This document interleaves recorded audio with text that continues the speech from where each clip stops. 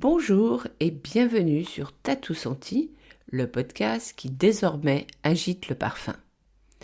Pour cette 4e saison, j'explore toujours le monde du parfum avec une autre vision, celle de vivre et de mieux vivre le parfum, faire parler les odeurs, le nez et les saveurs, avec plus que jamais l'accent sur innovation, audace et créativité.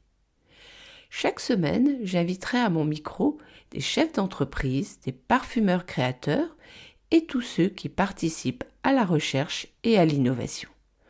On y parlera donc parfum, saveurs, ingrédients, odeurs, développement durable. Autant de portraits et d'échanges bien sentis, en mode passion et en mode complice. Je suis Bettina Ekroyd, journaliste, experte parfum et saveurs et la créatrice du blog tatousenti.com.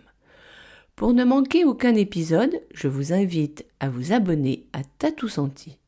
Maintenant, place à mon invité.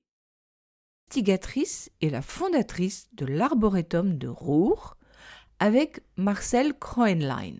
Quand j'ai écouté, pour la première fois, Michel me raconter l'Arboretum et le livre, j'ai été emportée par son récit captivant et sa voix chantante.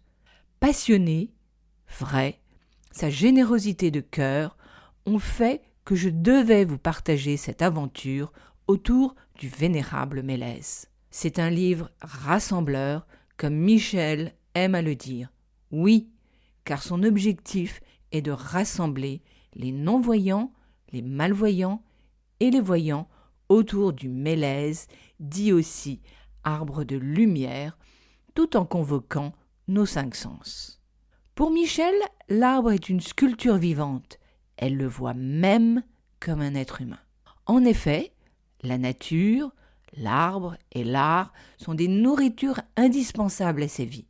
Là, toute la raison d'être de l'Arboretum de Roure, fondé avec Marcel Kroenlein sur 20 hectares. Un livre ouvert sur les arbres d'altitude des Alpes du Sud et du monde. Outre l'importance de l'esthétique pour Michel, la notion de partage, de transmission et de rassembler est primordiale. Et surtout, ouvrir un dialogue avec ceux qui sont privés de la vue. D'où la naissance du chemin pour les personnes qui ne peuvent pas accéder à la montagne, un chemin qui leur offre la plus belle vue sur la vallée. Enfin, un chemin qui mène au vénérable Mélèze, l'initiateur de ce magnifique livre qui a vu le jour grâce au dynamisme d'une formidable équipe autour de Michel. Écoutons-la sans plus tarder. Bonjour Michel. Bonjour Bettina. Racontez-moi quel est votre rapport à la nature et à l'art.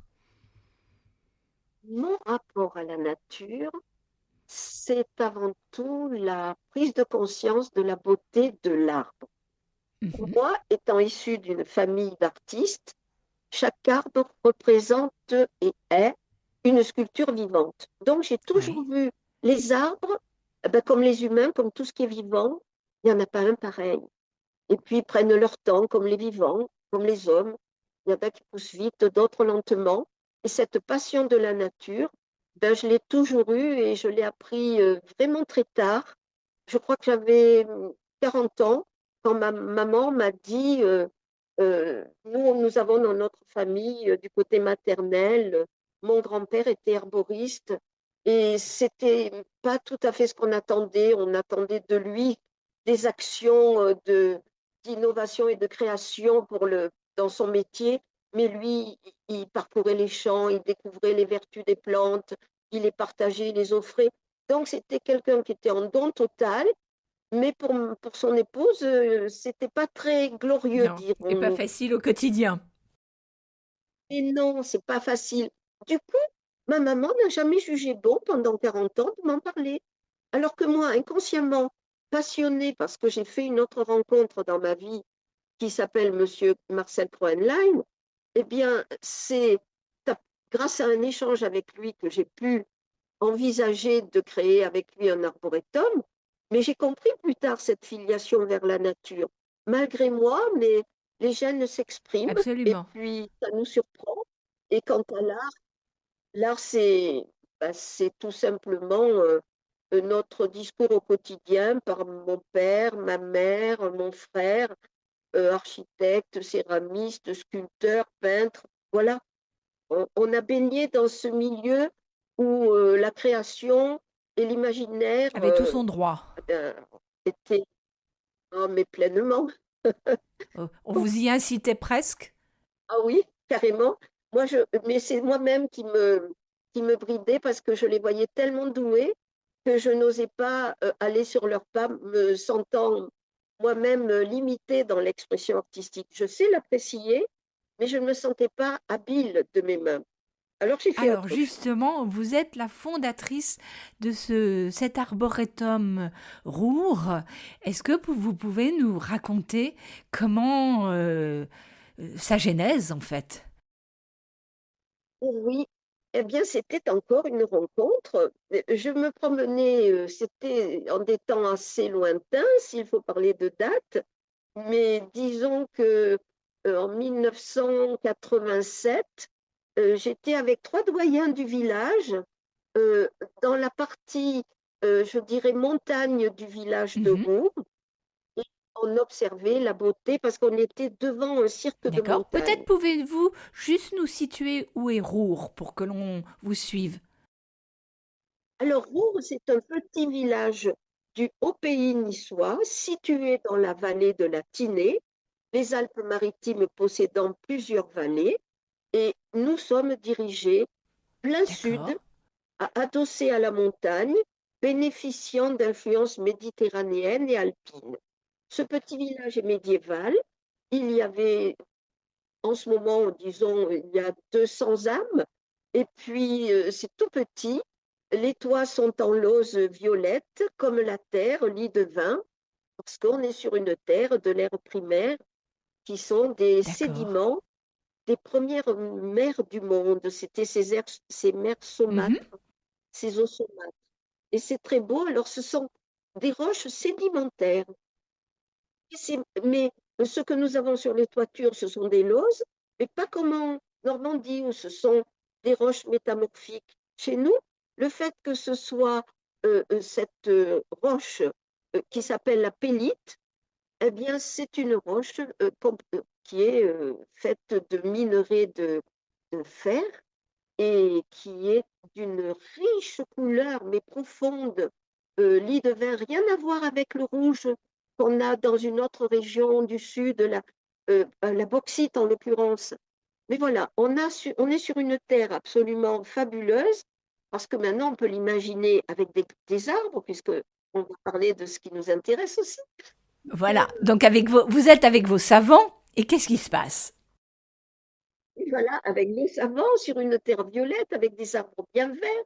Et puis, et, et puis on a ce comité scientifique, comme vous l'évoquiez, qui assure la pérennité et le développement de cet Mhm. arboretum.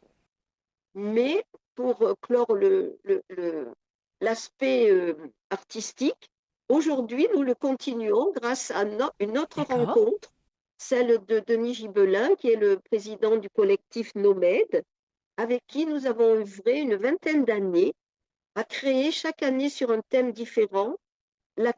70 artistes venaient et créaient.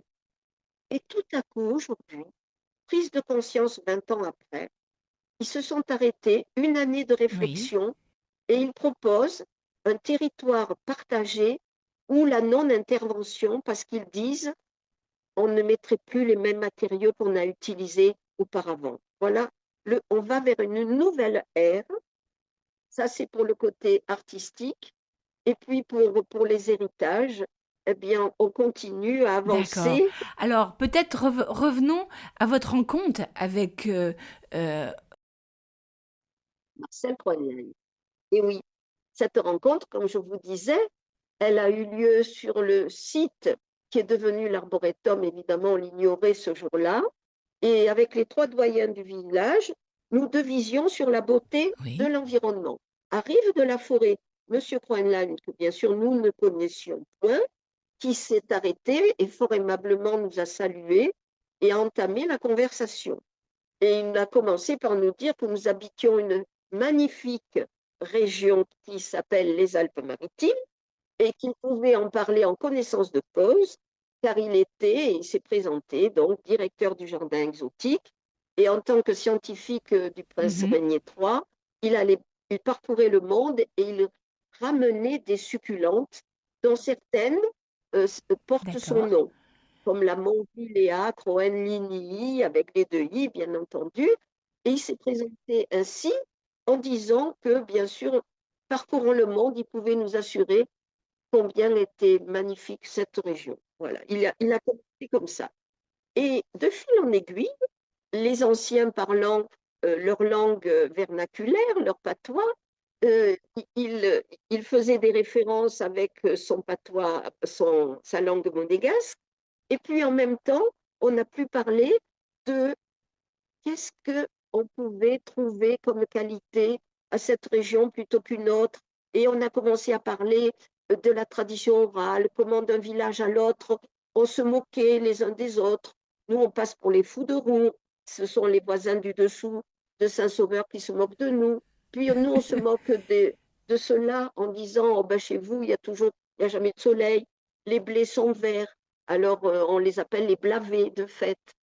Les autres se moquent encore parce qu'ils ne savent pas reconnaître une courge qui monte dans un olivier parce qu'ils n'ont pas ni de figues ni d'oliviers à l'endroit où ils sont, vu que leur village est dans une roche dominante. Bref, on parlait de toute cette tradition orale ou de comment on se définissait les uns les autres. Et au bout d'un moment, je disais, moi, voyez, par contre, ce que j'aimerais faire, ça c'est moi qui parle là, je dis à M. Groenlein, j'aimerais bien faire quelque chose pour montrer toute cette beauté. Et je montre le panorama en cirque qui nous entoure. On ne peut pas dire aux gens venez parce que c'est beau. Moi, j'aurais aimé leur dire venez parce que, et je ne sais pas qu'est-ce qu'il faudrait faire. Et Marcel Groenlein me répond, eh bien, et pourquoi vous ne feriez pas un arboretum? Et c'est parti comme ça. Et voilà. Et alors là, j'ai dit, mais on fait comment un Oui. arboretum? Et puis, il est allé dans sa définition, eh bien, il vous faudra un terrain.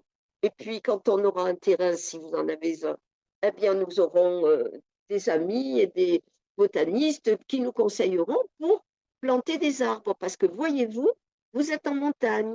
Alors, ce serait bien d'avoir des plantations à thème, comme un fructicetum pour avoir des arbres qui se mangent, parce que les gens aiment bien ce genre de rapport, mais aussi pour, par exemple, le patrimoine des arbres des montagnes du monde. Voilà comment, de l'idée de Marcel Groenlein, Et donc, une fois que vous avez eu le voilà comment, terrain, il est venu vous donner... ah ben, le soir même, allez voir Raymond Durbeck, le maire de l'époque, c'est un des rares maires visionnaires qu'il existait ou existe encore.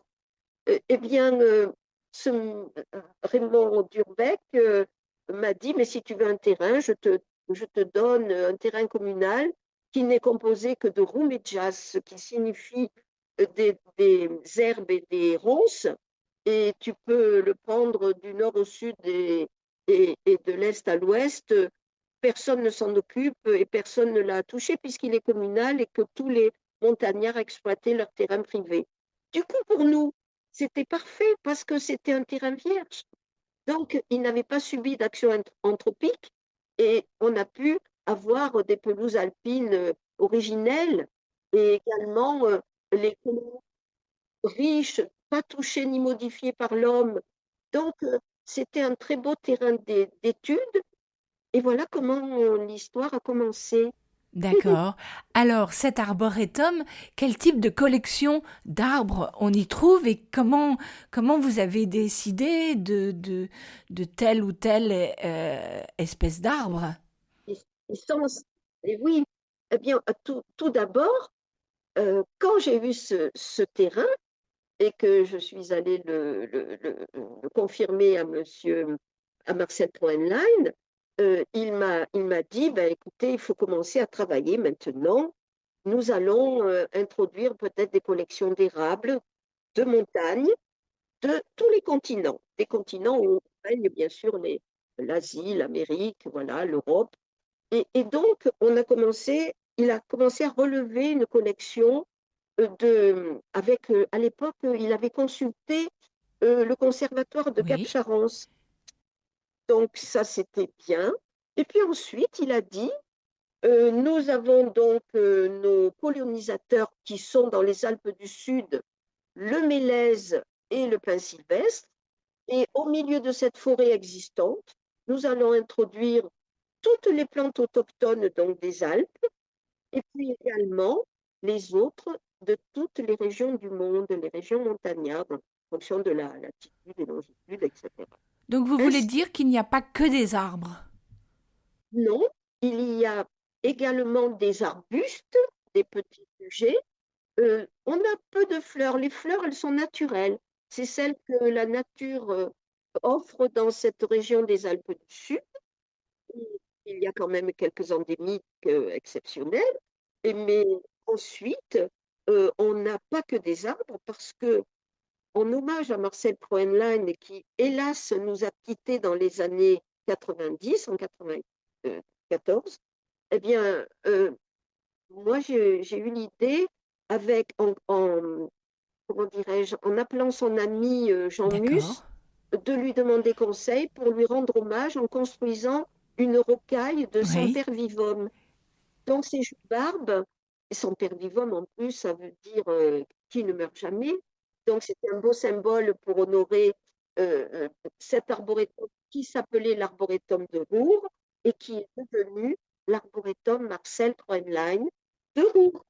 Mais c'était ça l'histoire. Alors, Marcel Kroenlein nous avait dessiné une rocaille parce qu'il était très malade à cette époque-là, une maladie foudroyante. Et on a eu en quelque sorte le plan de ce qu'il fallait faire, tout comme il m'a Ah, c'est écrit, oui, beau. je les ai toujours, tout comme il m'a écrit de sa main les listes de plantes qu'il serait bon d'introduire. D'accord.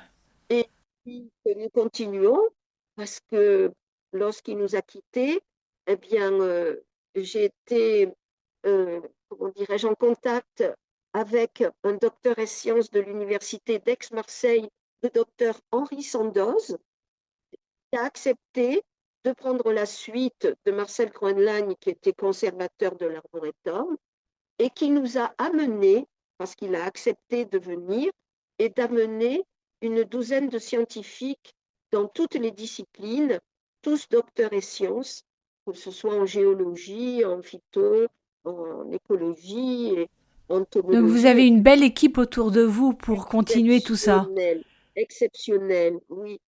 Et nous allons d'ailleurs chaque année, vers les derniers jours du mois de juin, c'est leur assemblée, leur réunion annuelle, étant entendu que toute l'année nous échangeons par email, par visite. Mais il y a une réunion officielle qui aura lieu cette année, le 29 juin 2024. Et cette continuité de scientifiques, comme le disait en plaisantant le docteur Henri Sandoz. Voyez, il n'y en avait qu'un, c'était Marcel Kroenlein, et nous, il nous faudrait être 12. C'était C'est joli. Alors dites-nous, vous, à titre personnel, quels sont les arbres qui vous touchent et est-ce que vous avez, puisqu'on est sur Tatou Senti, des souvenirs d'odeurs spécifiques quand vous vous promenez dans l'arboretum? bien sûr. Alors d'abord, il y a un arbre mais je crois qu'il fascine tout le monde, c'est le cerisier du Tibet, parce qu'il a une écorce couleur cuivre, il se desquame, et ils se desquament en rubans qui peuvent être des bracelets ou des bagues, si vous voulez vous amuser, qui font des boucles rousses ou cuir de Russie, parce que lorsqu'on le regarde dans le soleil, on voit tout un camailleux de tons qui part d'un orange profond à un rouge cardinalesque. C'est magnifique. Et quand vous le caressez, c'est de la soie au Oui. toucher. Il est tout simplement magnifique. Il a des feuilles toutes simples, des fruits qui ressemblent à des merises, mais plutôt qui ne sont pas très intéressants au niveau fruits. C'est plutôt la richesse et la beauté de son écorce qui le rend exceptionnel. Après, il y en a un qui s'appelle la biesque concolore. Alors, c'est le sapin du Colorado.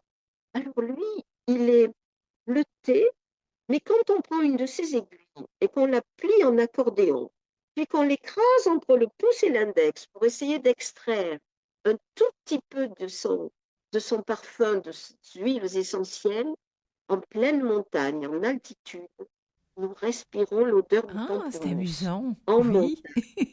Mais c'est étonnant de respirer. Mais alors, au début, je le fais deviner, c'est un agrume, mais lequel? Rare. C'est juste après que lorsqu'on prononce le mot pamplemousse, mais évidemment, c'est extraordinaire. On dirait que vous avez coupé en deux un pamplemousse et que vous le respirez à plein poumon.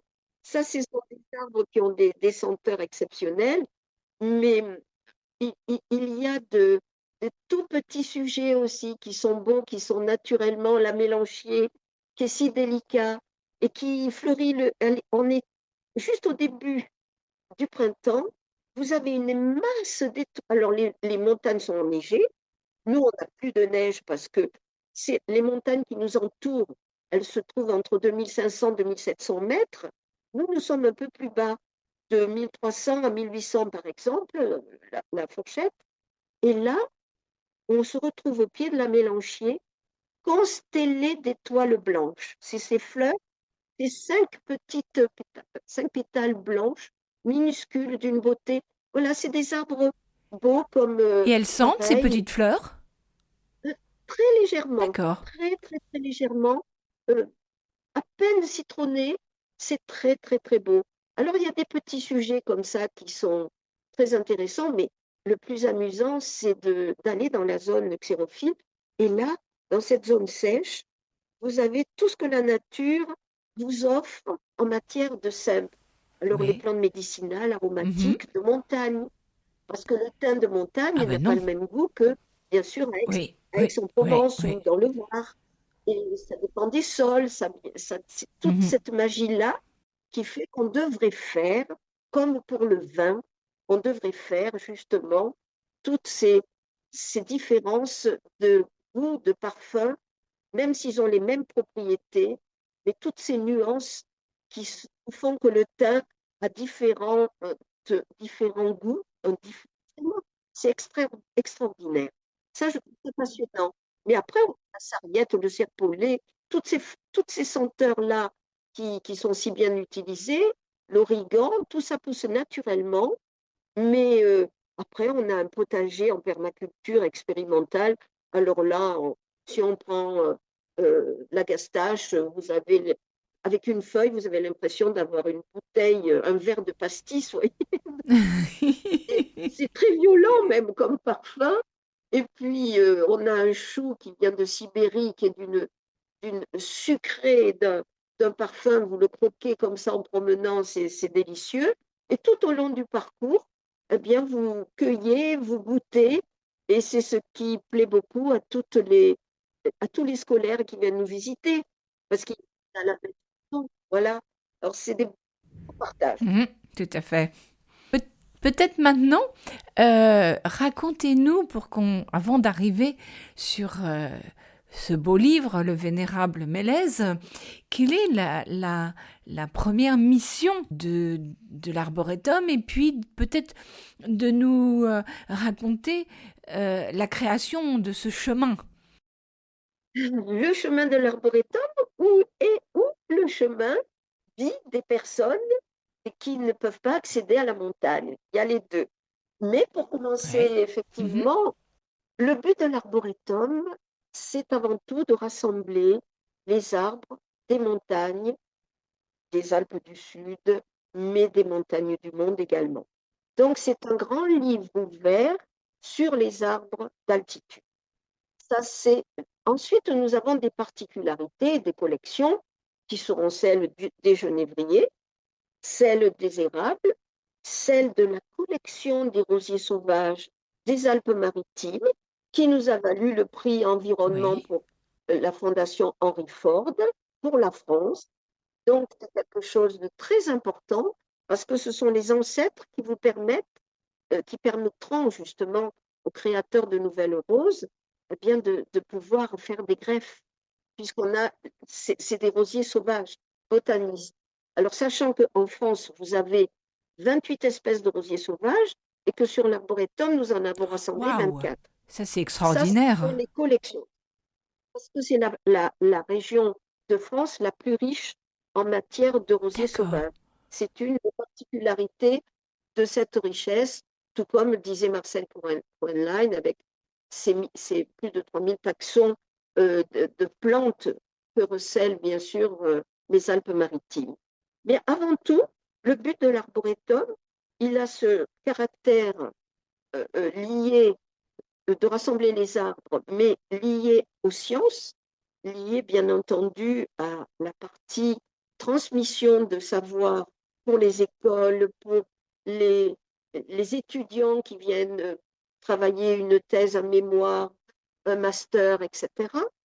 Et également pour les scolaires qui viennent faire leurs premiers pas dans la nature en montagne. Et il y a tout l'aspect esthétique.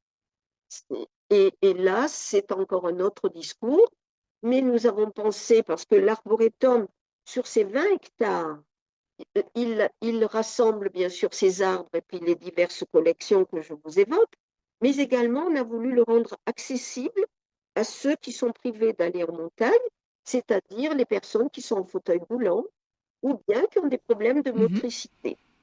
Alors, on a créé le sentier des Oui. fougères qui longe la partie rare de l'arboretum où se trouvent les fougères D'accord. aigles, qui est une Oui. particularité, et c'est juste à l'endroit où l'arboretum est à une cassure géologique entre l'ère primaire et l'ère secondaire, ce qui fait que changer de roche, des roches violettes, le sentier qui est violet devient Oui. blanc, Mhm. blanchâtre, parce que c'est un peu arcosique, c'est un peu dégré, c'est un peu de calcite. Et toute cette terre-là nouvelle, à cette cassure-là, génère la présence des fougères aigles, qui ne se trouvent que dans une aire de l'arboretum. Et comme c'est l'endroit où nous avions choisi le passage du sentier pour les personnes en fauteuil roulant, eh bien, ils auront la plus belle vue Ah. sur la vallée, entre arbre et arbre, et on pousse le fauteuil et on leur raconte l'histoire de l'arboretum sans aller pour autant jusqu'à 1800 Oui, oui, mètres. oui, Voyez, oui. ça, c'est le premier sentier. Et ce sentier, qui est emprunté aussi par les personnes âgées, par les mamans, les enfants, poussettes, en poussette, etc., eh bien, lorsque j'ai reçu la lecture du manuscrit de Gilles Oui. Botté, je lui ai dit, mais pourquoi on ne ferait pas une histoire dédiée aux aveugles? Parce qu'on n'a rien fait pour eux et ce serait bien de penser à créer quelque chose à partager avec les non-voyants ou malvoyants. Et il a été tout de suite partant. Parce que, ça, c'est l'histoire qu'on pourra raconter plus tard. Mais sur cet arboretum, on veut qu'il soit accessible à tous ceux qui sont Mhm. différents et à ceux qui sont privés de voir. Alors, ils toucheront, ils écouteront, ils goûteront et on développera Tout à les fait. cinq sens. Ouais. Et c'est une manière d'accéder à un lieu qui est plus aisé pour nous autres. Et on est Oui, content tout de à le fait. partager. Mhm. Voilà. Mhm. Alors, avant de poursuivre, pour vous, le mélèze, ça représente quoi? Est-ce que c'est un arbre? Qu'est-ce qui vous dit, ce mélèze? Ah, qu'est-ce qu'il me dit? Mais c'est le plus beau de la forêt. Ce mélèze, écoutez, d'aucuns l'appellent l'arbre de lumière, mais bien évidemment, et à plus d'un titre, puisqu'en automne, on dirait un flambeau rougeoyant, parce que c'est quand même un des rares conifères, un des rares résineux à avoir un cycle complet des 4 Mhm. saisons. Oui. Souvenons-nous que le cèdre et le pin et tous les autres résineux gardent leurs aiguilles. C'est d'ailleurs malheureusement aussi un inconvénient parce que pas plus tard qu'en ce mois de mars, nous avons eu des chutes de neige Oui. énormes et elles ont chargé les sommités des, des pins sylvestres. Là-dessus, une pluie est tombée, elle a gelé, ça a doublé le poids Et on a eu des grands arbres de 80 ans et 100 ans Oh là déracinés, là. comme de baleines Oui, échouées. C'était mais bien impressionnant. sûr. Vous voyez donc les inconvénients aussi sous cette forme-là, avec des problèmes climatiques un petit peu Mhm. accélérés. C'est sûr que le grand vainqueur, ce fut le Mélèze, qui lui était tout nu pendant Oui. l'hiver. Donc Et, plus et comme léger. il associe plus léger, la neige Oui. glissait, la pluie glissait le long de son tronc et de ses branches. Alors que nous le voyons, il est magnifique cet arbre, parce que quand on le touche au printemps, les petits, on dirait des Oui. pinceaux verts, Mhm. tendres, et puis quand il s'ouvre en étoile, vous le touchez, on dirait des cheveux, une petite barbe douce, il est très beau, mais auparavant, au printemps, sur ces, sur ces branches brunes apparaissent des on pourrait dire des mini Oui. ananas, Oui, j'ai fuchsia, vu ça. couleur profonde, 2 centimètres maximum, et vous voyez ces petits lumignons à la queue leu sur les branches de cette couleur magnifique fuchsia. Ce sont les Mhm. inflorescences de mélèze. Et on les retrouvera au printemps, à l'automne, avec des petits cônes roux. Et puis, après l'été, eh bien, il va Mhm. devenir, tout au long de l'été, il gardera sa belle couleur verte, mais il va devenir roux. Et quand ce sera l'hiver, il va perdre ses aiguilles rousses. On marchera sur un petit tapis doux, feutré, mais silencieux au sol de ses aiguilles rousses. Et voilà l'hiver qui approche et il est tout nu. Mais lui ne se fera pas Oui. déraciner comme son cousin, le pin sylvestre. Alors moi, j'adore le mélèze. C'est d'une beauté, d'une grâce infinie. Et il colonise, c'est le grand colonisateur avec le pin sylvestre de nos Alpes du Sud, bien évidemment. Et quand certaines personnes vont skier et qu'ils n'ont que des forêts de mélèzes, ils disent, bon Dieu, quel dommage, tous ces arbres morts. Mais ils ne sont pas morts. Oui. Non, Ils hibernent, ils se protègent. comme les marmottes. Oui, Absolument, absolument. Peut-être avançons un petit peu plus dans ce projet et peut-être donc ce livre qui a été une aventure menée par toute une équipe. Peut-être vous pouvez nous toucher quels ont été les plus grands challenges, les bons comme les difficultés qui ont été traversées pour arriver à la réalisation de ce beau livre dont l'histoire sera contée par Jean Mus à Jardin Jardin. oui, tout à fait.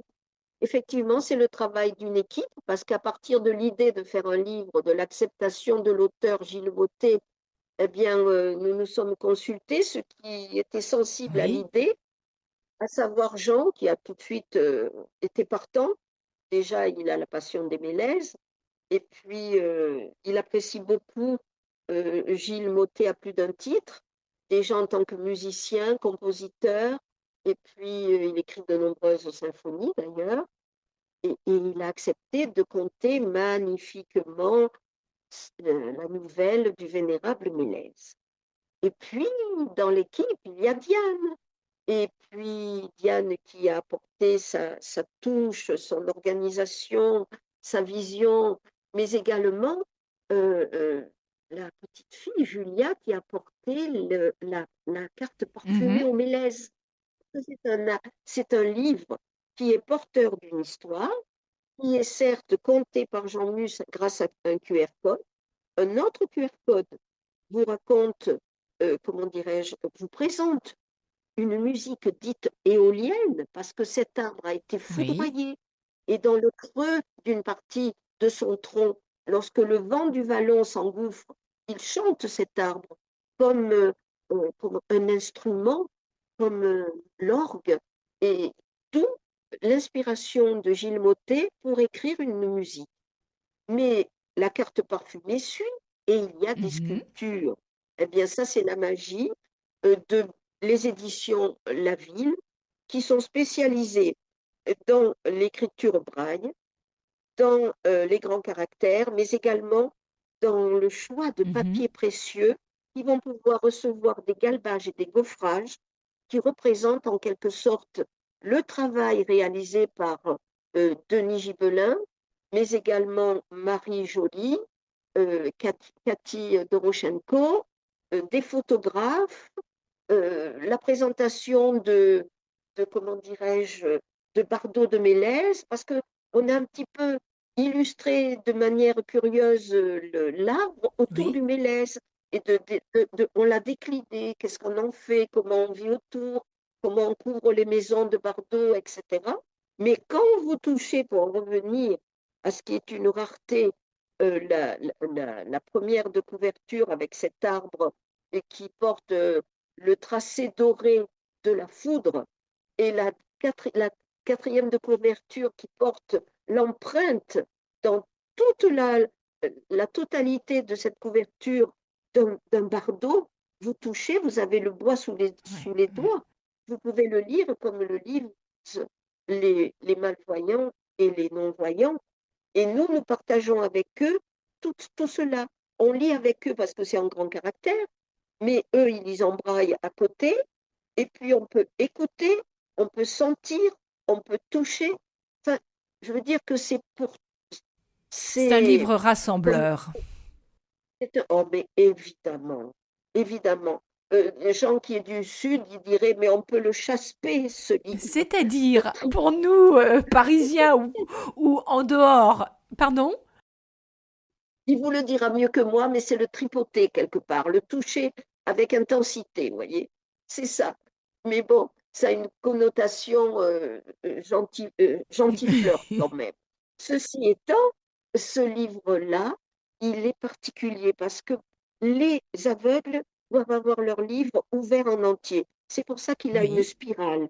Alors on peut le mettre à plat, l'ouvrir sur les deux faces, les deux côtés. Ils liront avec leurs doigts en braille. Nous, à côté d'eux, on pourra lire en grand caractère, puis on verra les illustrations. Les moins, les malvoyants, vous allez dire, mais qu'est-ce que c'est? Pourquoi du brun, on n'aurait pas pu mettre d'autres couleurs? Eh bien non, les malvoyants voient tous les dégradés D'accord. de marron. Alors, c'est tout en camailleux, du beige foncé au marron profond. Et là, nous avons fait les étages de végétation, qui sont une des richesses du département des Alpes-Maritimes. Puis, on a présenté la maison, la grange avec les bardeaux, toujours dans des Mhm. tons de marron, mais une photo après, une vraie photo, visible par ceux qui ont la chance de voir. Et je crois que on va pouvoir, à travers ce livre que vous dites à juste titre rassembleur, tenter de gommer nos différences, s'approcher un peu plus de Oui, l'autre, avoir un regard respectueux, aller vers l'inclusion. Inclusion, c'est peut-être pas un joli mot, mais ça veut dire il faut être ensemble, il faut les oui, oui. inclure, il faut les entourer. C'est peut-être eux qui vont nous repousser au bout d'un moment, peut-être. Mais quoi qu'il en soit, aller vers, parce que c'est fou ce que ces personnes-là nous ont appris, parce qu'évidemment qu'on n'a pas fait un livre pour se faire plaisir, que nous, on a Non. consulté. Gilles, c'est un chercheur, Gilles Mottet. Tous les instituts ADER, les PEP, tous les instituts générant le soutien aux personnes qui ne voient pas ont été consultés. Mais dans toute la Mhm. France, on en a, pas toute la France, mais les principaux, et surtout dans toute la moitié de la France, qui nous ont donné des conseils et qui nous ont dit que ce qui leur plaisait dans ce projet de livre, c'était la beauté à laquelle les gens qui en sont Oui. privés pourront Mhm. avoir accès. Et la beauté, ben, ça sauvera le monde, hein, comme disait Dostoïevski, je crois bien. Et Absolument, tout puis, à fait.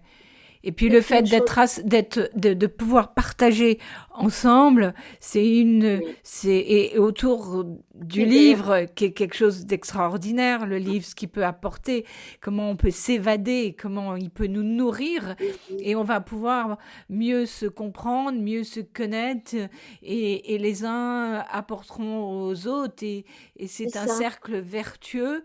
Et ça, ouais, c'est un superbe projet avec un sens fabuleux. Parce que ça va pousser des portes. Parce que tout le monde sait qu'il y a des aveugles, mais personne ne sait combien il y en a en France. Et Mhm, c'est énorme. Alors, je vais vous dire que si on pouvait faire disparaître certaines cloisons et mhm. portes, eh bien, on irait davantage dans le monde de l'autre, on pourrait devenir un peu plus utile, nous, on recevrait bien plus parce que quand vous voyez, nous, nous qui voyons, on aurait tendance à les plaindre. Eh bien, je me demande si ce n'est pas nous qui devrions Mhm. être plaints. Parce que quand vous voyez les ressources que ce dit handicap leur permet, parce que tout simplement ils vont au bout, eux, ils ne sont pas handicapés comme nous les appelons nous. Eux, ils sont différents, comme certains sont bleus et Ils d'autres déploient blancs. aussi, surtout, d'autres. Ils sont oui, cet état de fait leur demande de déployer autre C'est ça, chose et d'aller aiguiser d'autres sens qui sont effectivement d'une immense richesse. c'est vrai. Et c'est cela que l'on découvre grâce et à Mhm. cause d'un livre. Parce que c'est comme ça, c'est par des petits bouts comme ça que petit à petit, eh ben, on va apprendre à rompre ce que ces 2, 3 dernières années nous ont appris, c'est-à-dire à avoir Mhm. peur. Eh Mhm. bien non, on n'aura Mhm. pas peur. On fait un pas l'un dans Ouais. l'autre, on Ouais. avance. La peur, elle est derrière, ça n'existe plus. On avance, on va à la découverte de l'autre, on s'enrichit mutuellement, on peut un peu plus s'entraider, un peu plus d'altruisme, un peu plus de générosité. Et croyez-moi, ça fait du bien. Parce que au bout d'un Absolument. livre, qu'est-ce qu'on se sent mieux d'avoir donné Mhm. du sens à ce qu'on croyait être juste le partage de la beauté.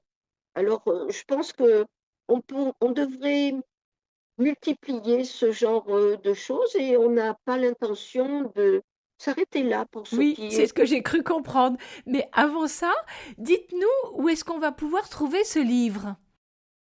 Ah, eh ben, pour l'instant, hommage à Paris avec Jardin D'accord. Jardin, parce que Luce est invité, il va être là-bas.